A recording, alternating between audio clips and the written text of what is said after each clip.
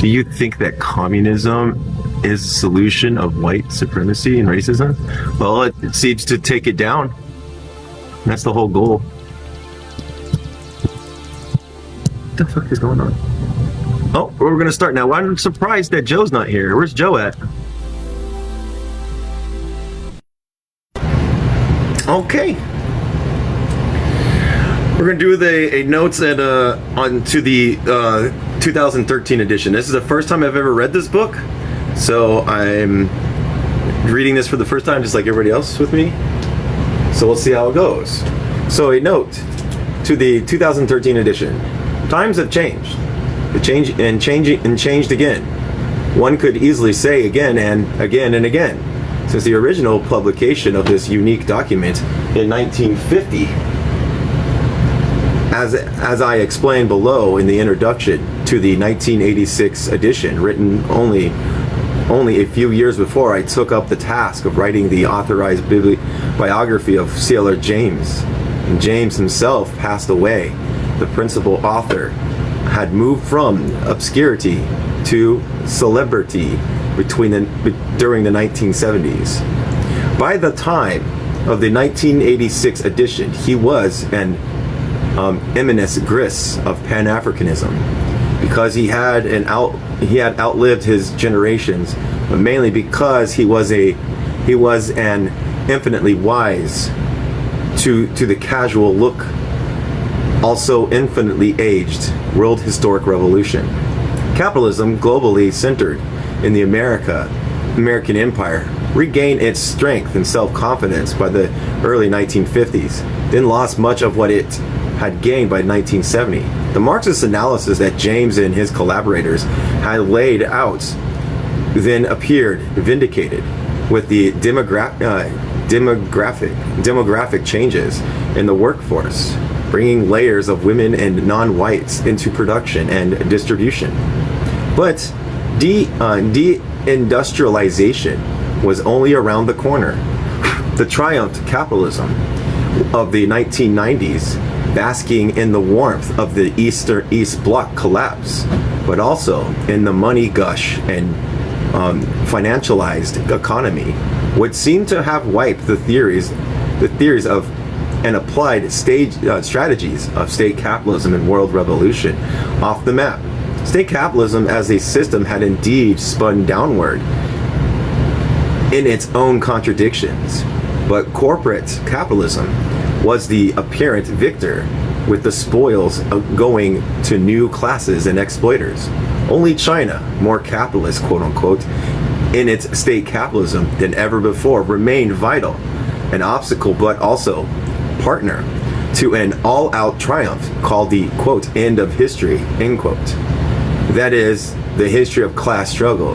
That was, of course, a superficial and self-interest reading of the situation.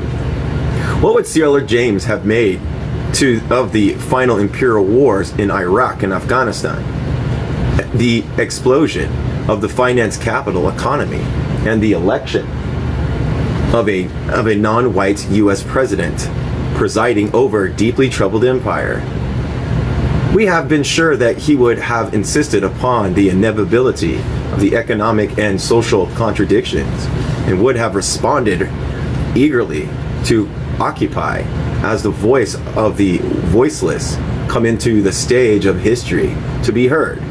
It was in his nature, and so unlike many, a would-be Marxist servant, to look for what was new, what fresh streams of activity caught public attention, and encourage burst of rebellious activities along new lines.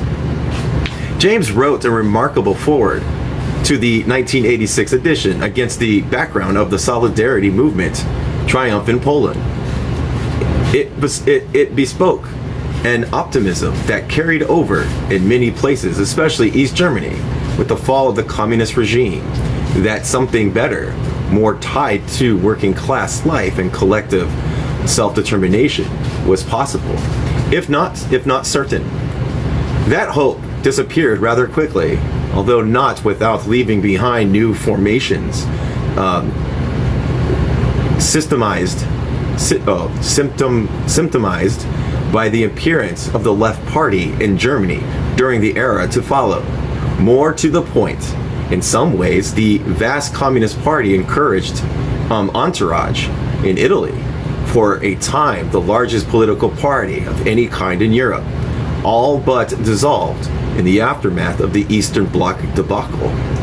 It became clear that the communist following had been mainly old-time faithful, and with their passing went the factories they had worked in since the Second World War, and on the basis of the European left. So little seemed to be left behind at the dawn of a new century. Where's it's like Joe in here? Where did Joe go? Where's Joe? I don't know where Joe's at. The same was true, of course. Our European socialist parties, more subservient,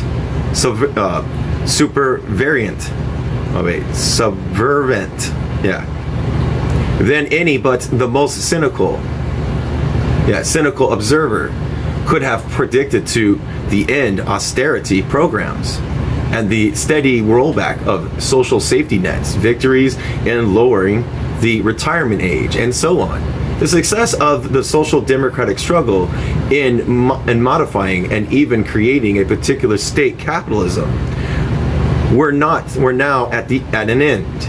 And yet the importance of the history of the working class as a global phenomenon remained, and not only because a vast new working class had emerged in China and began to struggle for collective self-recognition. How had the vast left movement of the 20th century run aground? What in Marxist writing helped explain successes and failures, especially the storied triumph of the revolution in Russia and its retreat? State Capitalism and World Revolution remains a vital read, if not necessary, an easy one. And World Revolution remains a vital read, if not necessary, an easy one. And Sailor James, in this writing, has perhaps nowhere else except the Black Jacobin and Beyond a Boundary, reveals what he has to say to the future. Now it's Paul Buhm. Okay, more. This is 1988, fully absolute assured. 30 years ago, Sailor James forward to the 1986 edition. So we're going to look at the forwards real quick. 30 years ago, those who adhered to revolutionary Marxism, or who thought about it when the ferment dominating the discussion were the views of Trotsky, who was universally looked upon as continuing the Marx, Engels, and Lenin tradition. In fact, Trotsky's name was used most often in association with Lenin. And Trotsky summed up the official Marxist position of the day. The importance of state capitalism and world revolution, published in 1950, was that it not only projected a theory of state capitalism, but at its very beginning, it stated definitely, unequivocally, that Trotsky's whole method of analysis and results were to be repudiated. As I look back at the appearance of this document in those days, I am frequently reminded of the fact that some of the people in the United States who read it were not so much impressed at the beginning with the theory of state capitalism. They were startled and, in fact, bewildered at the fact that I had challenged directly the Marxist ideas of Lenin and Trotsky as they thought it. The Trotsky who had led the October Revolution to victory, the power of the Johnston Forest tendencies, which lead them to challenge with such effrontery the leader of the Third International and the interior. I don't know this word, everybody. What you doing? Why are you being silly? You trying to mess with the wires, huh? I'm not gonna let you.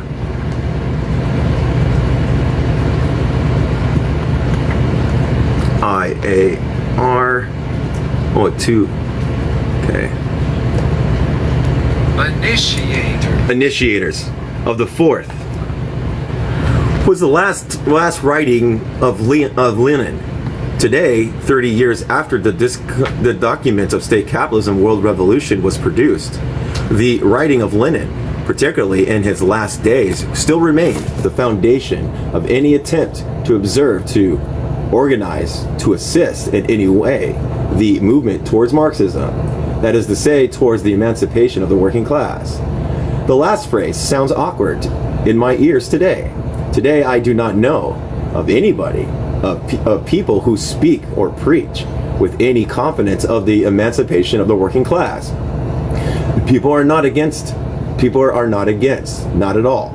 But they are not for political thoughts in relation to society at this most critical period in human history is in a state of suspended animation. That is not quite true. There is no animation, but there is not stagnation. There is a conscious desire to wait and see. In Poland, in 1981, the working class and the people of Poland registered the first basis of a new conception of the emancipation of the working class. The people of Poland formed a socialist party, but this was a party to end all parties. It consisted of 10 million Polish people. In fact, the able-bodied people of Poland, the men and women, formed a party which did not present the people, but itself consisted of the people. The people were the party, and the party was the people. I do not think that I don't think I should here go into the ideas which are sufficiently expounded and bear up against all the problems of the day in the document State Capitalism and World Revolution. However, for me, Marxism is itself the movement of history, and cannot do better than to make clear that what the reader will find in this document is a restatement in the contemporary terms of Lenin's most profound reflection in 1923, as he knew he was dying and wanted to leave the heritage of the experience to the party, the Russian people, and the world revolution. The article which really matter are, quote, on cooperation, again, quote, on cooperation, January 6, 1923, quote, how should we recognize the workers' and peasants' inspection? And better few, but better. March 2nd, 1923. I think he was unable to write part of these last articles and had to dictate them. I wish to say only that in those articles he condemned absolutely in language I have not seen or heard anywhere else the USSR. The historical parallel that he made was the bureaucratic organization of society with the mass of the population as serfs that had not yet reached the feudal system in its maturity. I want to...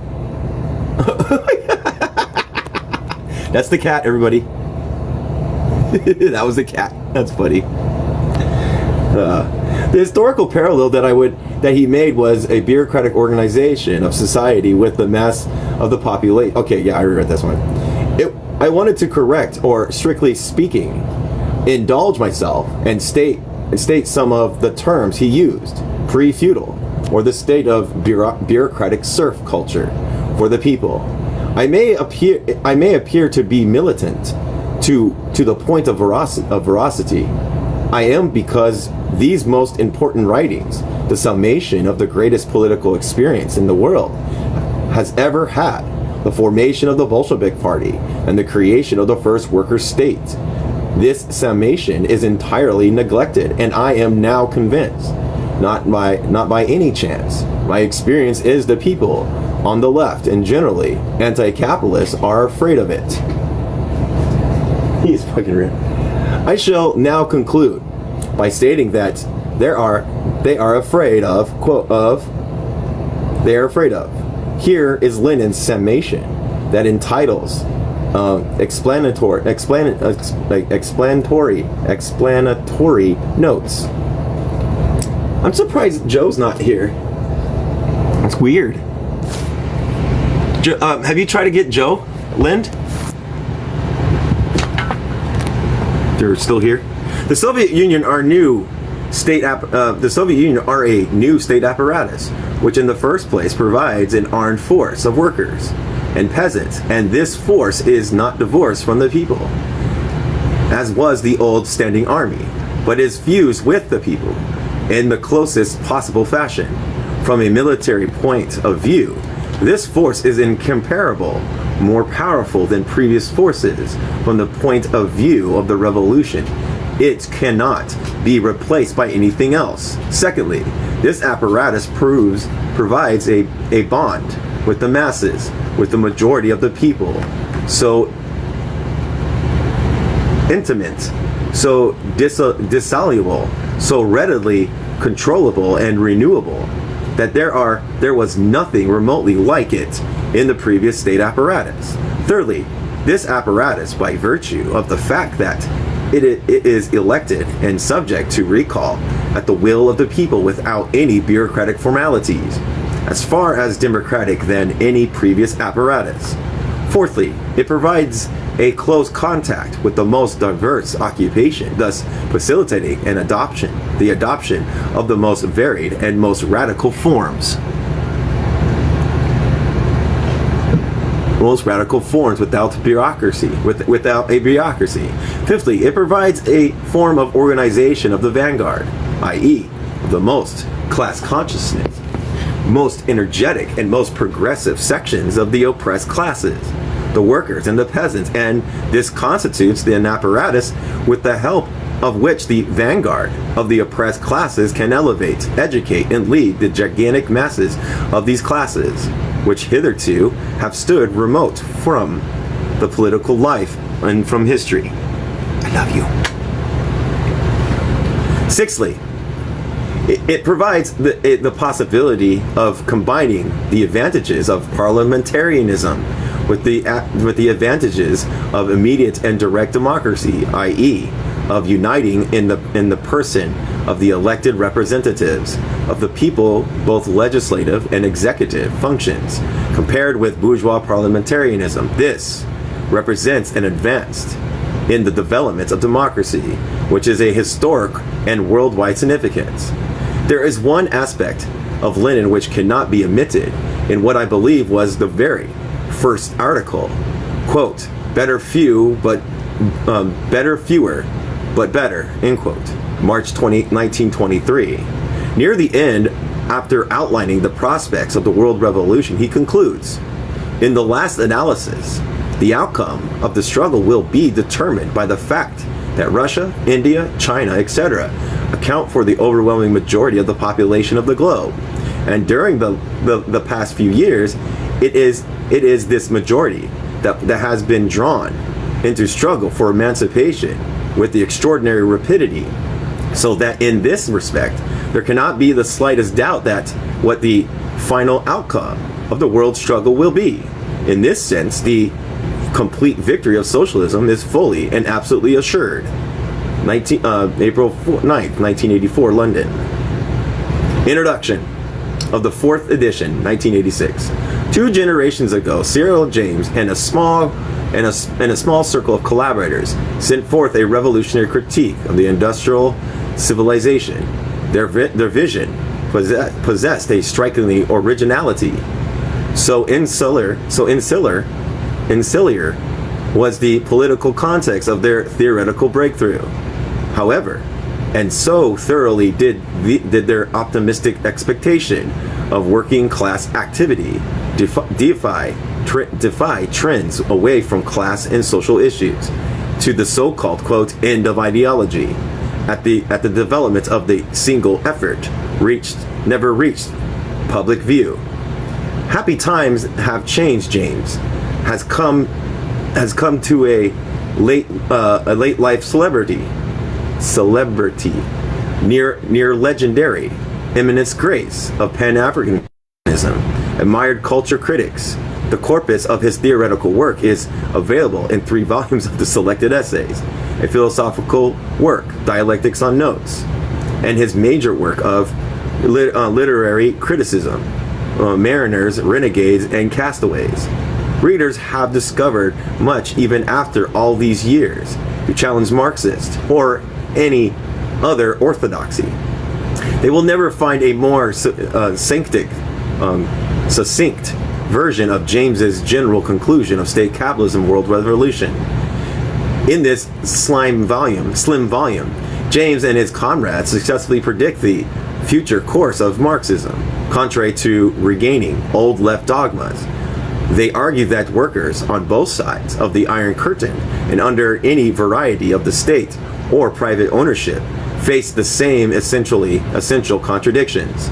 The drive for ever-expanding productivity, disguised as mad rationalism, unable in any longer to reconcile its aim of total control with the technological means at hand. This sorcerer's apprentice recognizes no democratic human solution.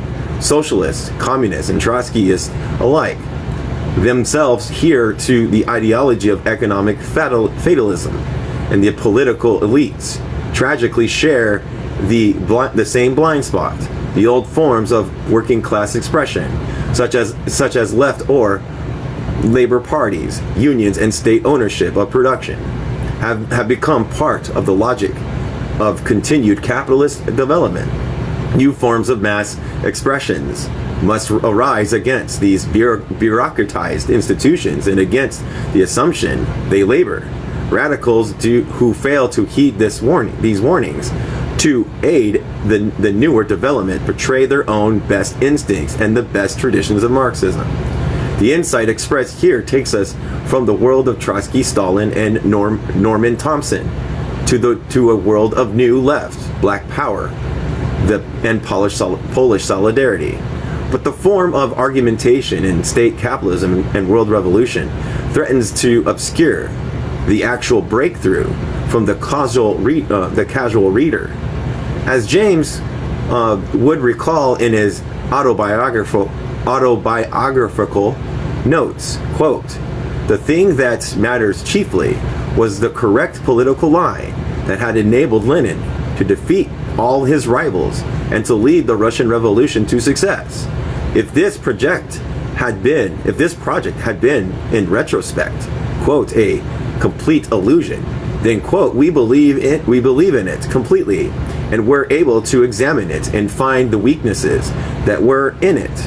From the first line of the original introduction, the text bristles with manifestations of an imminent critique, attacks on Trotsky's groups, and on perspectives unknown outside of the small movements of state capitalism world revolution, must be seen as an exercise in self-clarity, or it will not likely be seen at all. Even the omission we would now regard as major take in the distinction, meaning in this light, the book seems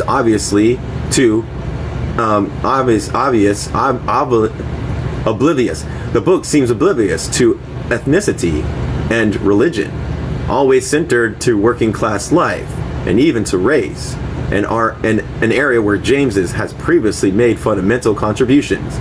Atomic armament and the struggle against it, the woman's question that had reemerged sharply during the Second World War and would shortly become a central theoretical issue for James's group. These issues too were put aside.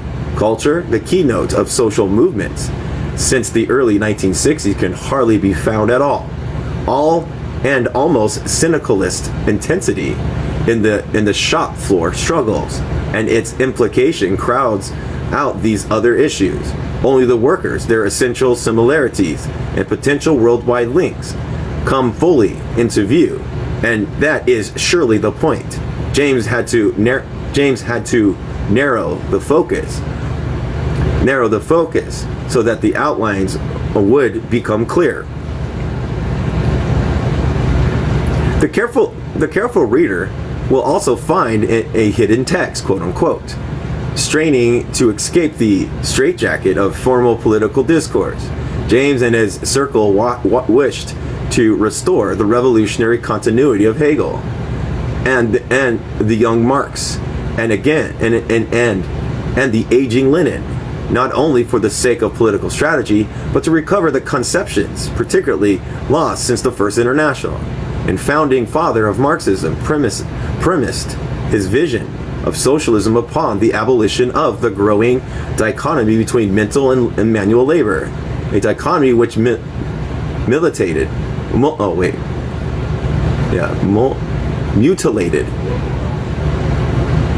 the workers' natural creativity, and which rendered the intellectual and isolate. Lenin, the political chief of an unwanted bureaucratic state apparatus, staged his final struggle to create the basis for direct economic democracy, not on anything less than the world scale. The contradiction should not and cannot be finally overcome. The age of dictators and the political Kremlins, military pentagons, and state planning bureaus or corporate headquarters had, by the 1940s, seemingly vanished humanity's best hopes and regulated socialism to verities of state regulation. State capitalism world revolution insists rather that the very heightening of the internal antagonisms of catastrophic possibilities means the real end of class society may be closer than the radicals themselves realize. Ordinarily, people have been prepared by their own uniquely modern experience, good and bad. Now, only the opportunity for the full use of their collective genius is lacking, couched in the language of political warfare. State capitalism world revolution is a gospel of hope. However, unrealized that hope 35 years later, it remains the alternative to the spread of gulags and bloodbaths and to the fast approaching doomsday. Cyril James' first quote, American Years, 1938 to 53, of which his book offers the foremost political evidence, can be seen best as a slice of self surrounded by that had gone before and what has followed. At 31, in 1932, James left his native Trinidad to explore the sources of his British colonial legacy. In the following 6 years, he managed to become cricket correspondent for the Manchester Guardian and a prominent Trotskyist writer and the orator, a pioneer of African emancipation and the author of several important books, including the classic history, Black Jacobins, and a Trotskyist quote-unquote Bible, The Comintern History, World Revolution, 1917 to 1936. He then exited for America, where he made his home for 15 years until his deportation in 1953, nominally for a passport violation, but in reality because of his political status. Since then, James has lived for periods in England, the Caribbean, and after 1970 again in the United States. He has served into old age. As vigorous, radical, social theorist, dynamic lecturer, political influence, and at the time political leader of several continents. Only in the first American years, however, did James lead the political group for the sustained period and sent out with others to solve collectively the puzzle of Marxism legacy for the late 20th century, illuminating this heretofore little known period of his life, offered a way to understand otherwise curious aspects of state capitalism and world revolution. The story begins in Coyoacan, Mexico, with James's spirited dialogue with Leon Trotsky, supported by small, if energetic groups, outmaneuvered by the Popular Front coalition, which threw vast liberal and social democratic influences behind Moscow anti-fascist policies. Trotsky gamely outlined his plan for the revolutionary breakthrough, James presented a new element in the equation. Virtually Trotskyism, only internationally known developing world figures. James had proved himself in Britain, but as a political ally more than discipline. Indeed, James' intellectual and political method is wide range of associates in a non-political and even a communist milieu. Malex had already disrupted British Trotskyist orthodox. He would, in America, shortly join the crusade against Trotsky's leadership and later turn against Trotskyism altogether. That's his move away from Trotskyism. The discussion pitted the two remarkable figures as equal, perhaps to Trotsky's surprise. The obvious bone of contention lay in the black question and its larger significance. Trotsky argued that the good Bolshevik fashion that black people would be brought into the Trotskyist party or into Trotsky-led mass movements, taught proper politics, and directed the way the Bolsheviks had directed national minorities within the alongside Russian borders. James disputed the contentions. Black people, he insisted, did not need to be led by the labor movement or anyone else. They could be significantly aided by revolutionary thinkers and activists, but rather than the socialist political free black people would themselves participate the radical movement in the United States, creating a mass force led by black struggle for their democratic rights. Too much might be made of this particular argument. The Great Exile gave ground, while most Trotskyists remained fixed in their task of organizing disciplined parties to the exclusion of almost everything else. Trotsky and James shared, after all, a concrete experience in the international arena, where political mobilization assumed a variety of different forms, like the lesser Trotskyists. What? What page are we on? I want to read along. Where'd you go? 15. We just got past where Trotsky, where he left the Trotskyist position, and it's only the introduction. Like the lesser Trotskyists, the two identified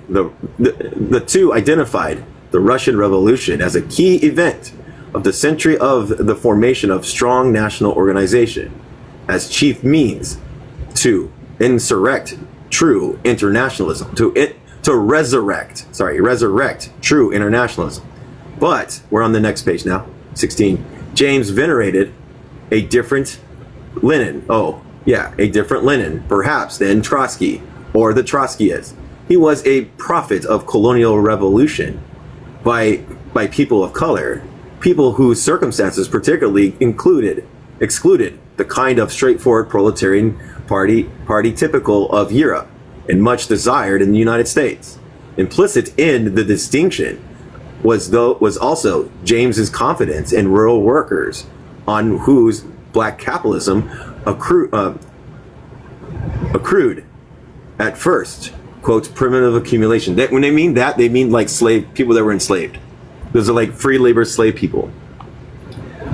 Their appearance on the stage of history in their own name marked not only an economic, social, but also a cultural turning point in revolutionary possibility.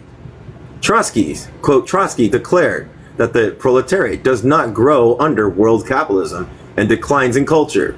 This is absolutely false. James Wood writes in 1950 that he had observed on the cricket field the calypso tent. He quickly appreciated the Afro-American culture, from the church rituals to the cotton club. The confluence in formerly rural cultures into the industrial urban proletariat supplied a key to the enigma, although James would not yet phrase it this way, which found Euro-American Marxism at a loss since the First World War, the isolation of the Russian experiment. James wholeheartedly argued with Trotsky's goal for foregoing an American Bolshevism, but sought a Bolshevism but sought a Bolshevism the Trotskyists never anticipated. At Kayakhan, James asked Trotsky why European Trotskyist groups could actually stagnate at a time of rising European labor struggles.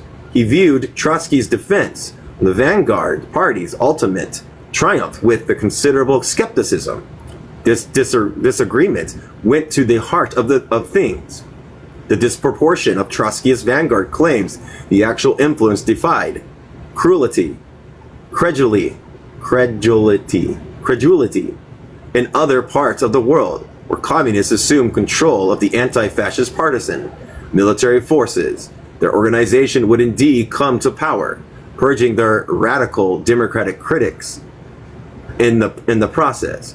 But in the unconquered nation, and most clearly the United States, the Marxist political parties in their classic form and with their political rather than military aims had by the late 1930s reached the apex of their influence, a rarefied altitude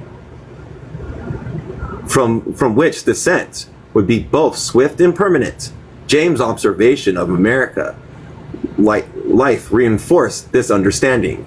The self-possession of an ordinary American struck him as almost unbelievable. Quote, every American citizen, ignorant of so many things that his European counterpart knows, is cautious of himself as a distinct personality in his own opinion and in the opinion of his fellows, as entitled to special considerations of his ideas, his feelings, his likes and dislikes, as the most aristocratic heroine of the European novel. James would say in Mariners, Renegades, and Castaways. But this advance was not painless, quite to the contrary. For, quote, at the time he is consumed by the need to intimate communion with his fellows. Liberation from the weight of the past which holds back Europeans, impels Americans to become free, to grapple urgently for social relations which can turn the universal sense of desperation into a integrated modern self that could be achieved only by social transformation of a scale and quantity considered a distant successor to proletarian revolution by the 19th century Marxist. Such a view on socialism, sophisticated even now, was in the 1930s and 40s rare indeed. Similar notions advanced by the anarcho-mystic Gustava Ladouceur or Lenin's ultra-left opponent, Dutch poem Herman Gorter, had been outside the main current of the left. Some cultural movements, surrealism in particular, sought to return questions of consciousness and individual transformations to the center of the revolutionary stage, but these were isolated by the success of the communist machinations and by the shroud of pessimism held above the 1930s movement after the Yazidis' seizure of power. In the United States, cultural questions remained the providence of intellectuals, say in the restricted foreign language circles and autodidact workers. Actually, factory-based movements largely continued an old-fashioned belief in economism, anticipating that the victory of rational socialism over irrational capitalism would bring automatic solutions to all remaining social problems. James readily appreciated his exceptional point of observation within American society and sought to make the most of his opportunities for a few fresh, free, and familiar leftist blinders. While taking part in the Trotskyist movement as lecturer and organizer of Missouri sharecroppers, the factional wrangler, he also led a separate and almost unpolitical existence. He lived near Harlem and held discussions with intellectuals ranging from Richard Wright to Theodore Adorno. He gulped down American literature, not accepting the quote reactionary Poe and Faulkner. And he struck many of his political associates, not only as a brilliant and encyclopedic Marxist thinker, but also as a extreme, eccentric. Future luminaries from the same circles, such as Irving Howe and Hal Draper, seemed genuinely baffled at his charismatic appeal and by his heterodoxy views. Others regarded him as mystic, crypto anarchist, or black nationalist. Probably only a small circle could accept perspectives so radically out of kilter with existing doctrine. As James tells the story, the break of the Trotskyist faction with Trotsky himself in 1940. That's the break over their unwillingness to support Russia in the coming World War unleash a profound sense of discontinuity in the Marxist tradition. James Burham, perhaps the most prominent intellectual besides C.L.R. James in the group, unleashed a blistering polemic against dialectical materialism as an outdated nonsense disregarded by all serious scientific thought. The faction main leader, Max Schachmann, propounded a theory of Russian social dynamics, which seemed to place the new bureaucratic system outside the Marxist analysis of class contradiction. The roof seemed to be carved in from several directions at once. Nor was this a misperception. Burnham was, by the late 1940s, the foremost intellectual advocate for military confrontation with the Soviet Union, and Schachmann, the policy architect of the later AFL/CIO support for the Vietnam War. James himself wondered if he should return to Britain. A singular Raya, I can't say this person, Dyenskaya, Russian-born intellectual and secretary to Trotsky's, persuaded James to stay in order to begin the collective effort required to renew the basis of Marxist thought. Fluent in Russian, she had already determined that everything Lenin wrote about Marxism, especially his analysis of capitalist production and his commentaries on Marx's relevant interpretations, should be translated and circulated for discussion. Grace Lee, daughter of the prominent Asian American restaurateur and herself a philosophy PhD, made a pair of trios with her work on German language materials. Strange as it now seems, the first English translation of Marx' 1844 economic philosophical manuscript were mimeographed by James's group for discussion with Detroit auto workers. James applied the worldview and literary skill for the collective task. Around the three grew a following, which numbered in its peak around 70, including Union militants, a few black activists, and a direct descendant of Tom Paine.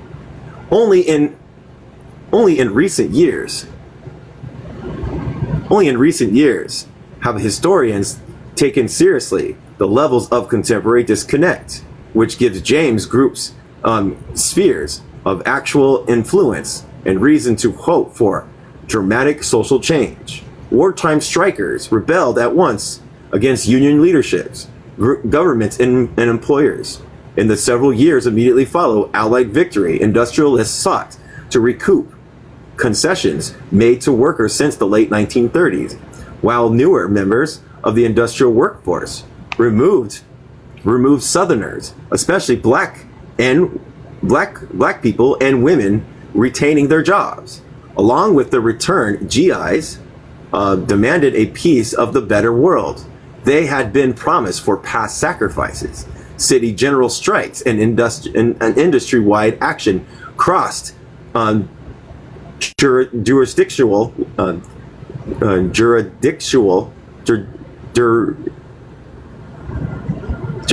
can't say the damn word. Can you say it real quick? Jurisdictional. It's like jurisprudence. Jurisdictional.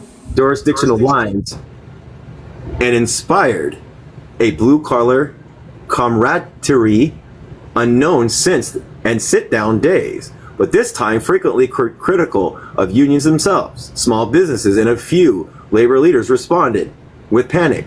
The Republican Congress and the Truman administration seized the opportunity afforded by the Cold War to blame the unrest altogether, undeservedly, on the communists and to enact new measures, most notable in Taft-Hartley's Act, limiting labor activism. Militant labor suffered a defeat whose sorry consequences remain to this day. But even the postulating frustration, disappointment, and unrealized aspiration fed a creative outburst of popular music, sports, and film. The nation seemed to pause between utopian anti-Yahtzee zeal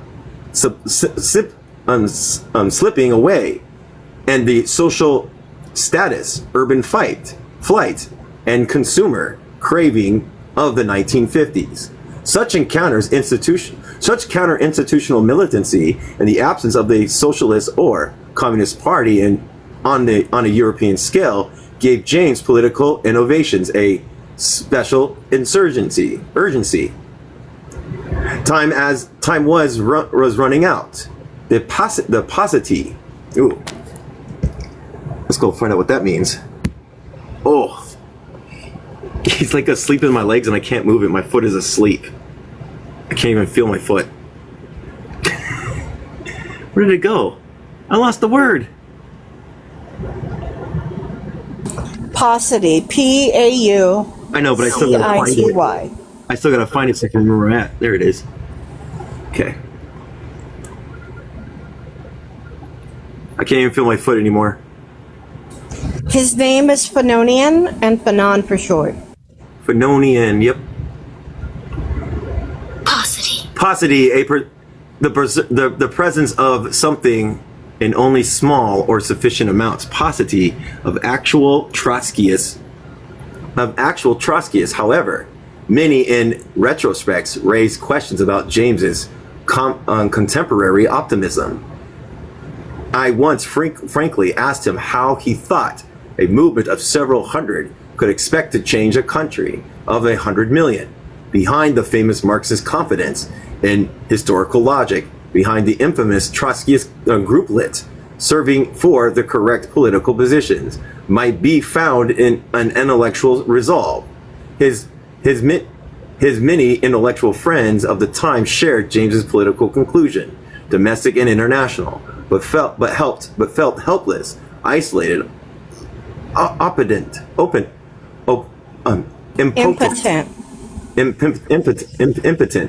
The atomic annihilation of Hiroshima and Nagasaki, the full reports of the Holocaust, deepened the sense of paralysis.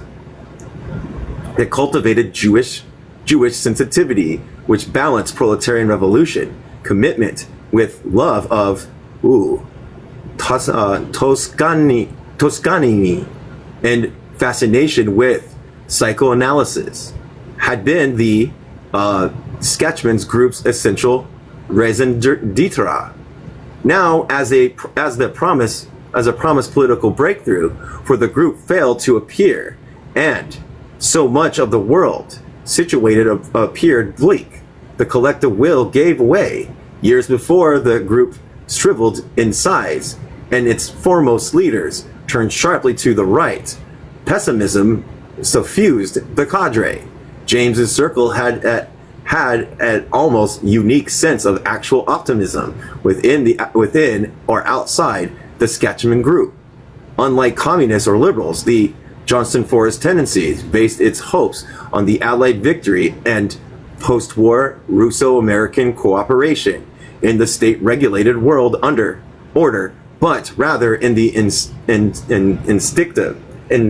instinctive rebellion against the order. Unlike the Sketchamites or their opposing twin, the Socialist Working Party, led by James P. Cannon, they believed the possibilities of mass mobilization had drastically altered the revolutionaries' own role. The group first proposed to convert the rest of Trotskyists to its evolving position. James insists that workers' parties recognize its function as a group making propaganda for revolutionary action to the masses. Oh my God. i.e. leap over the anticipated party building stage almost entirely, when other leaders pointed to the political and cultural backwardness of American labor as proof of the need for a educational organizational interim. I don't know how you say that word. We're gonna find out. Oh, this dude's killing my leg. Interregnum? Yeah. Oh my gosh, you are.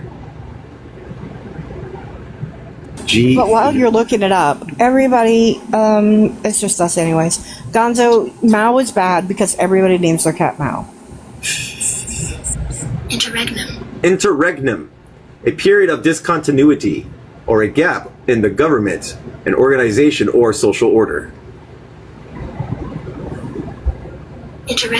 Interregnum. Before the decisive battle. Oh my gosh, I just lost. Okay, before the decisive battle with capitalism, James brought forward his own prognostic. I can't say that damn word. That's a long prognostications. Lenin, James argued, had late in life repudiated the instrumental elitism of what is there to be done, the dogma that only the revolutionary could educate workers.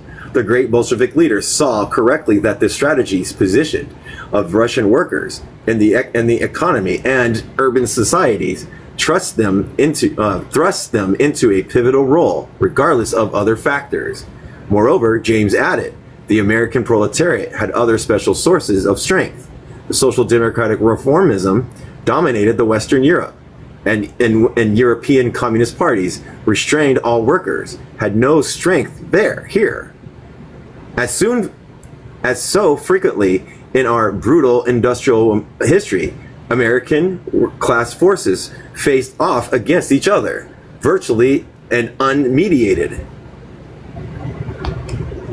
Oh my gosh, my foot, I can't even feel it. Quote, the American proletariat, James concluded, is literally revolting against the very conditions of production itself. Among the series of documents outlined in the Johnson Foreign Tendency Perspective, the Invading Socialist Party, published in 1947, just as the group prepared entire entry into Socialist Worker Party, provided the decisive break with the older position and foreshadowed state capitalism and world revolution. Here, James argues for the first time that the communist parties were not essentially tools of the Kremlin, as Trotsky's orthodoxists claim, but rather, quote, an organic product of the mode of capitalism at this stage, end quote. Seen in that way, a new objective layer of intelligentsias and union leadership disillusioned with private capitalism, but unable to see workers' capacity for self-rule could not be understood as a result of historical dialectics. Okay, I'm sorry, big guy. I'm sorry, little man. I have to feel my feet. Oh, here, I'm just turning it over. There you go. Here we go. Stalinism ceased to be a view of as a grotesque and ultimately inexplicable distortion of the revolutionary process. To the contrary, it had to be quote, necessary and inevitable form of development of the labor movement. James refused to be drawn into blanket anti-communism, which singled out Russia as a main enemy to progress of its American supporters as the main proponent that Trotskyists had to overcome. He perceived the similarities of the communist and Trotsky supporters, a various bureaucratic tendency, and he drew a strategic conclusion. Oh, he fell. It is the task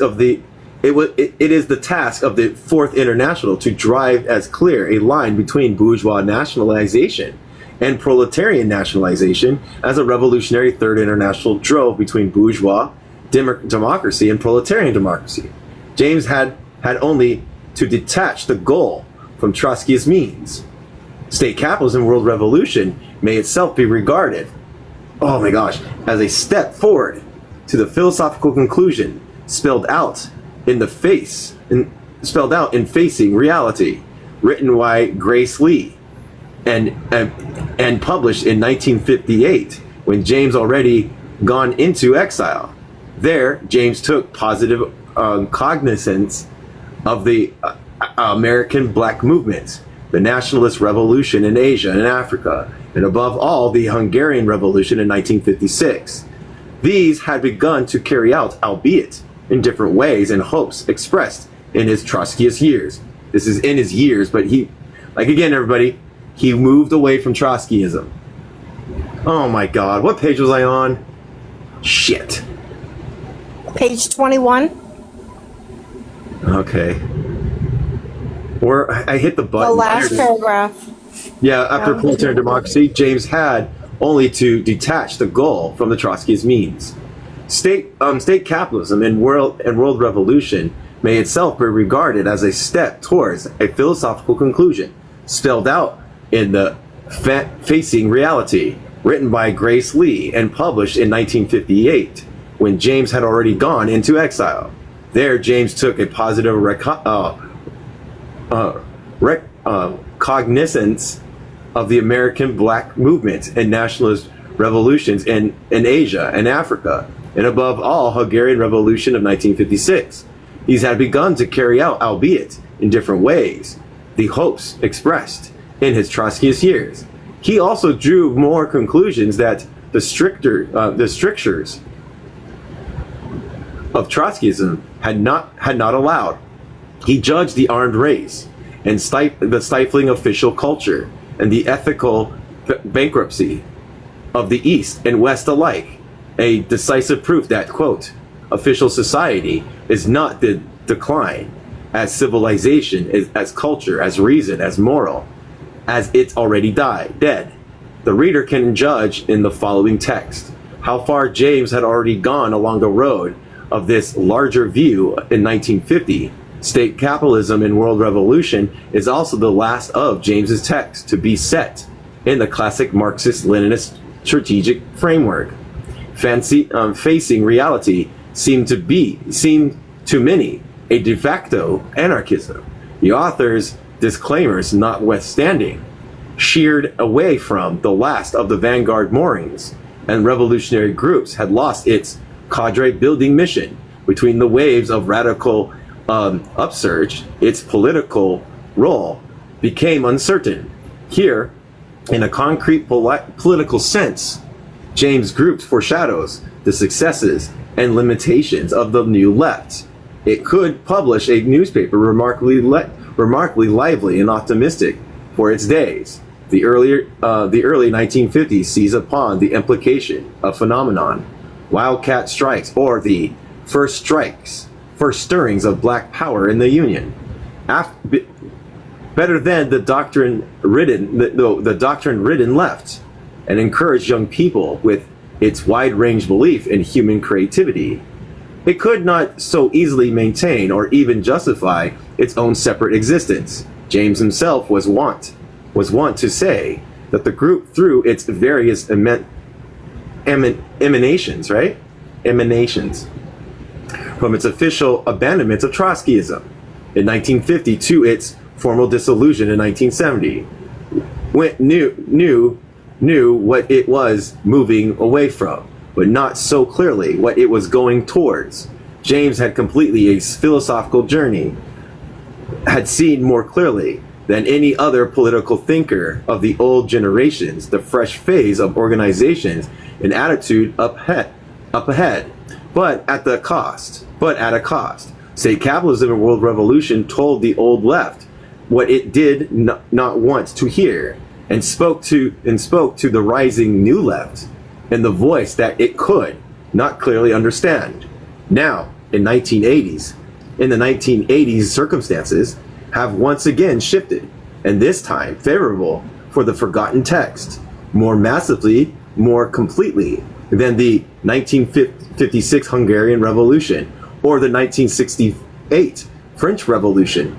Polish solidarity has truly vindicated James. Currently, the most drastic reduction of workers' living standards since the late 19th century has brought class issue, if not their solution. Home of Europeans and Americans.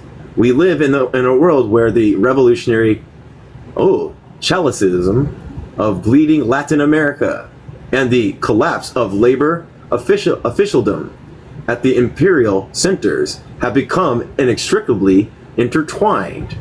The distance between the utopian wish for total change and the action required for several now reduced to a thin edge of stubborn reality. James has had a way of seeing the faces of the crowd behind the glamour and horror of the economic political spectacle. No wonder social historians as a group have been the quickest and to appreciate the significance of this contribution.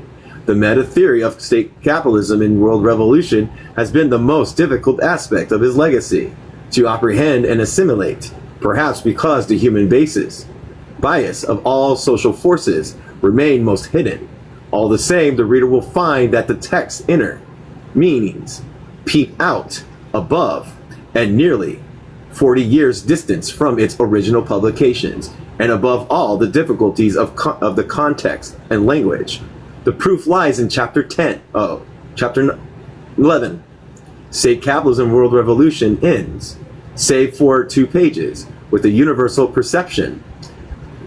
Treatises have been written by quantum physicists, testaments delivered by Native American seers, warning proclaims by poets and natural scientists against the calamity of the mechanist perception of the universe was caused in our environment and in our way of understanding life.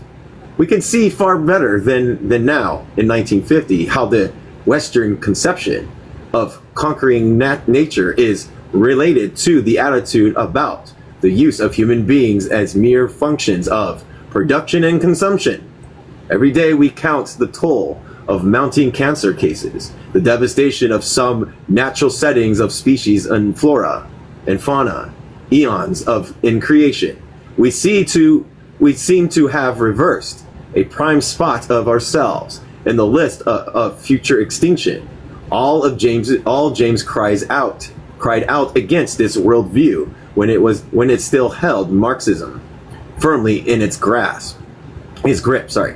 Behind his dialectical critique, not denial of Marxism and Bolshevism, limitations but transcendence, in which retains the best of traditions, thrives a personal insight with both unique and universally human characteristics, not only of James but of his whole political circle.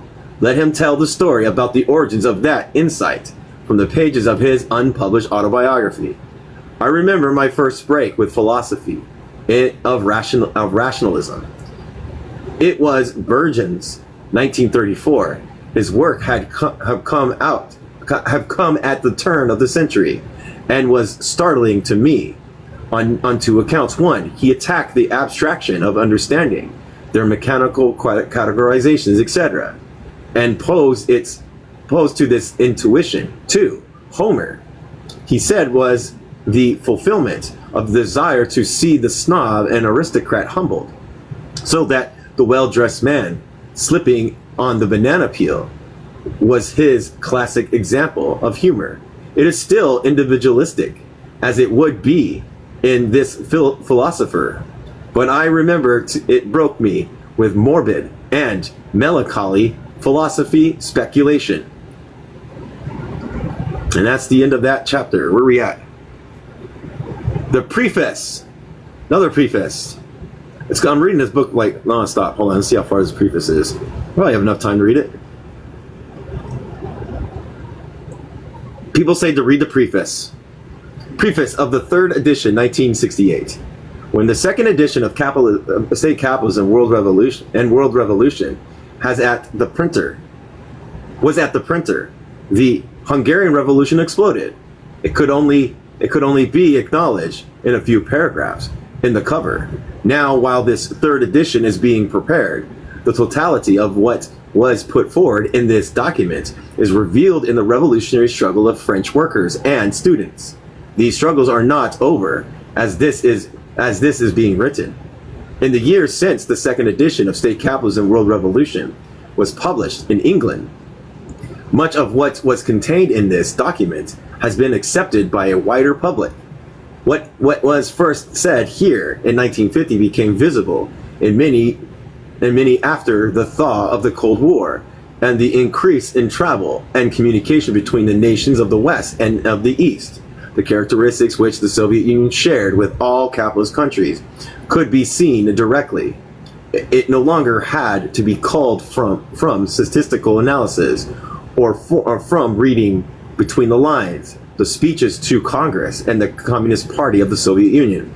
Yet this work is not only not out of date, it is more valuable than ever, for its significance has only incidentally been its accurate description of Russian and Western European societies. The importance of this book is that it refined and brought about up to date the theory of Marxism and made it directly applicable to our own time. What is most often overlooked by those who accept entirely or in part the conception of the Soviet Union and its related states are fundamentally capitalist is that this analysis is an analysis of capitalist societies, not Russian society. The conclusion flowing from this analysis have a greatest relevance in the understanding of the United States as well as the Soviet Union, Great Britain, and as well as Poland, France as well as in China, and of course, the working class of all these countries. Capitalism is an international society, and the working class is a class that transcends national borders. Marx's description of 19th century England did not describe 19th century France or Germany, but the conclusion which Marx drew from his study of Great Britain were applicable everywhere. In chapter 5, the class struggle, quote, the mode of labor in the United States is set down side by side with, quote, the mode of labor in Russia. The specific forms of class relations in Russia led to Volkurata, to the German revolt in 1953, to the Polish and Hungarian Revolution, and to the Workers' Council as the new form of worker struggles. But that form is as international as the Commune was in 1871. As Soviets were in 1905 and 1970, not in detail but in essence. Otherwise, all theory is nonsense, or theory becomes a universal theory of national exceptionalism. For the last 20 years, the Hungarian Revolution has been evidence of the concrete stage of a struggle for socialism. It had established in life what could only be established in the abstractness of theory before. It began with a total destruction of the Vanguard Party as any kind of revolutionary instrument, and indicated how far in advance the 1917 and the world of the 1950s was. An educated modern working class did not require indirect methods of representation. In the Workers' Council, it created the instruments of direct democracy that has been called in the United States participatory democracy. This, of course, has nothing in common with the participation of de Gaulle or the Workers' Council of Tito, both of which are designed so that workers can participate in their own exploitation. The Hungarian working class did not require separate instruments to control other sections of the society. Farmers, office workers, technicians, civil servants all created their own equivalent of workers' councils to manage their own affairs in the name of the revolution as a whole. Instead of workers or students taking over such strategic instruments as radio stations and newspapers, the staff of these institutions made their own revolution.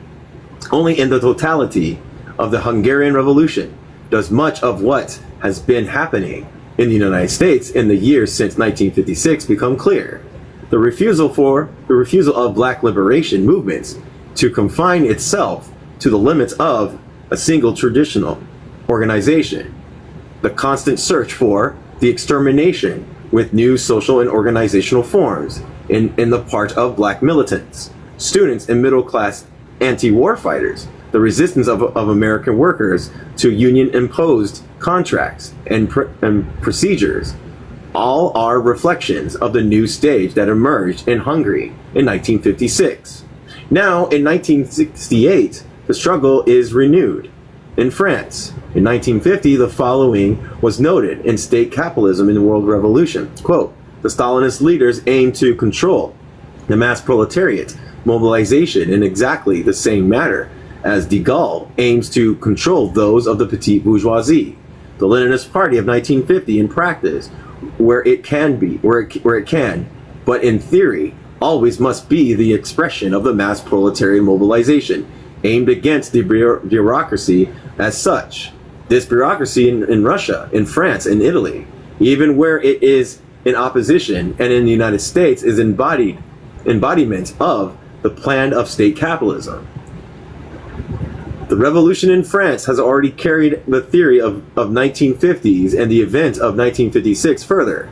It is necessary to say now that the Communist Party, social democratic parties, trade unions, all are bourgeois institutions. They can neither speak for nor negotiate for the revolution. The revolution is not the means by which workers achieve new socialist institutions to replace the old bourgeois institutions. The revolution is the means by which the socialist institutions emerge and destroy the bourgeois institutions which restrain them. The mode of labor in the United States, that is, the specific form of relations between the working class and its oppressors, also reflects this new stage and must lead to an American equivalent of worker councils. The bureaucracy inevitably must substitute the struggle over consumption, higher wages, pensions, educations, etc., for a struggle of production. This is the basis of the welfare state, the attempt to appease the workers with the fruits of labor when they seek satisfaction in their work itself. The bureaucracy must rise a new social program in the realm of consumption because it cannot attack capitalism at the point of production without destroying capitalism itself. Since it was written, it has been demonstrated in many ways. Negatively, the bureaucracy, especially of the former CIO unions, have demonstrated that they are no longer the simple corrupt agents of capitalists, as were the old lines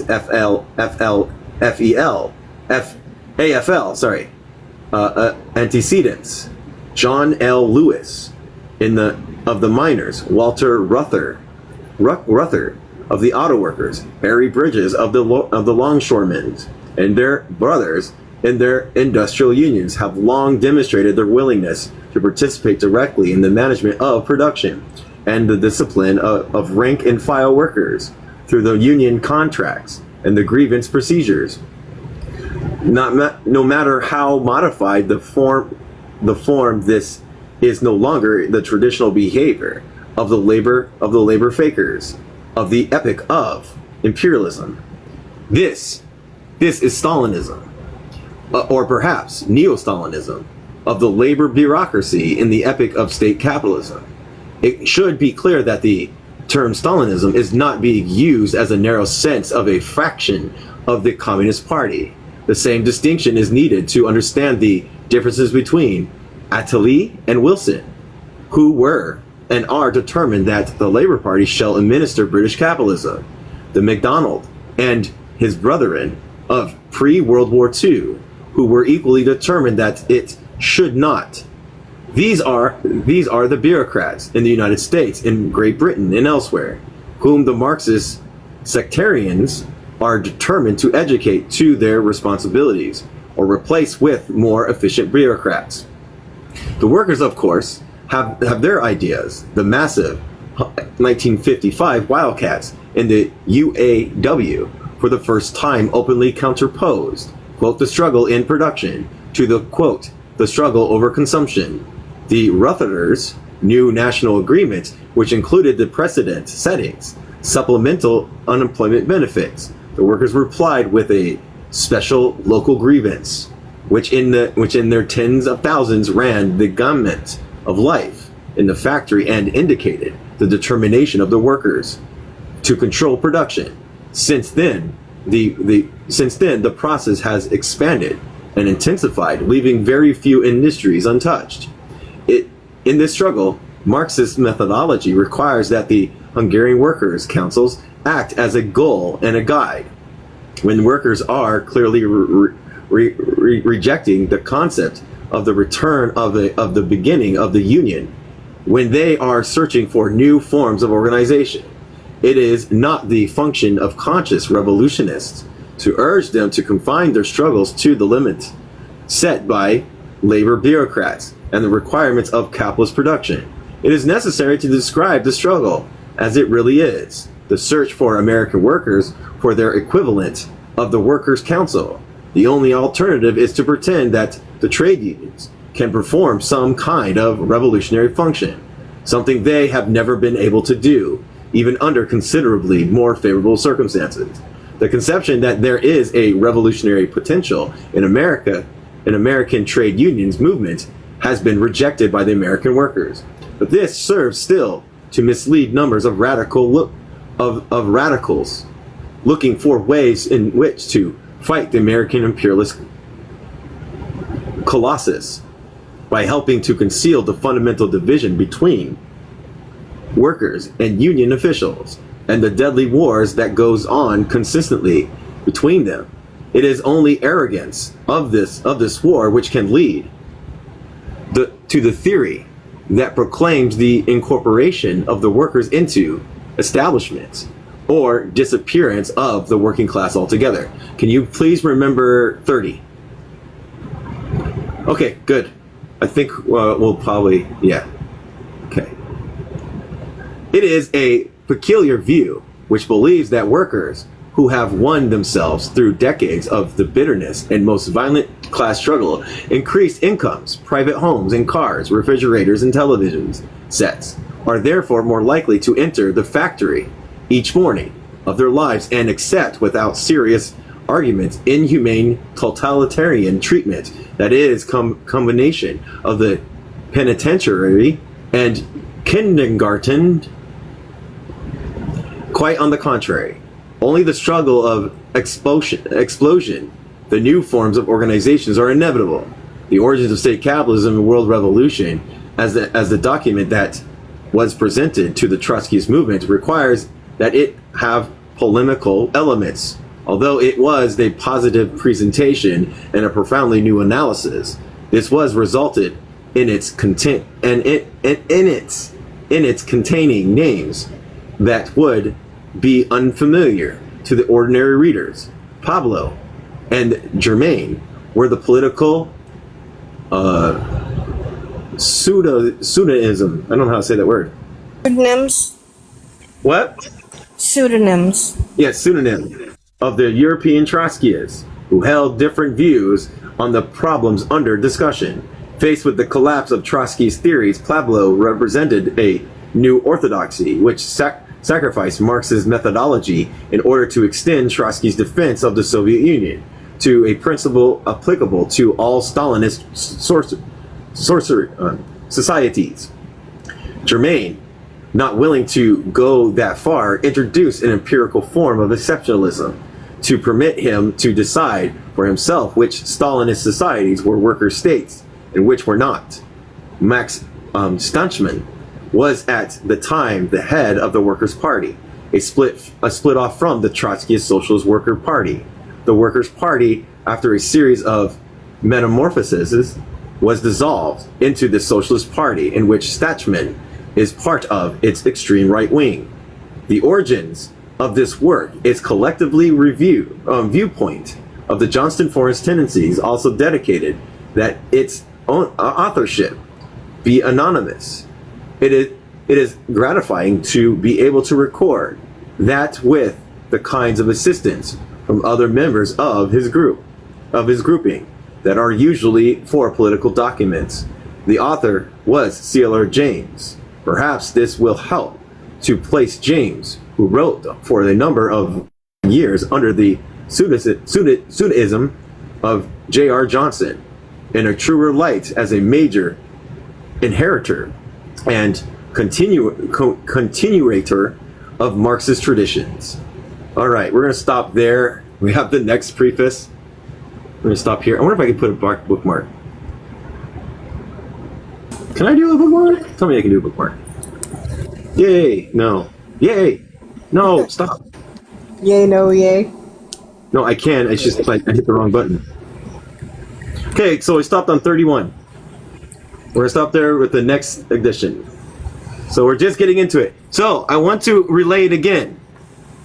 C.L.R. James is not a Trotskyist. He was, but he moved away from being Trotskyist. So yeah. So that was good. What's up? I don't know if it's gonna be like it was in the first one. Would you like me to like read the notes when you come to them, or do you want me to read with you so I can help you with words? Just read with me to help me with words. Okay. All right. We're gonna close it down 10 minutes early before I get into another preface. But this is very interesting. I'm looking forward to reading it and trying to understand it and maybe have some critiques. Who knows? You know what I mean? So. Yeah. All right. Well, I want my foot to be alive, so I'm going to go ahead and close it out. We'll do a full hour and a half tomorrow, hopefully. All right? All right. Thank you. Bye.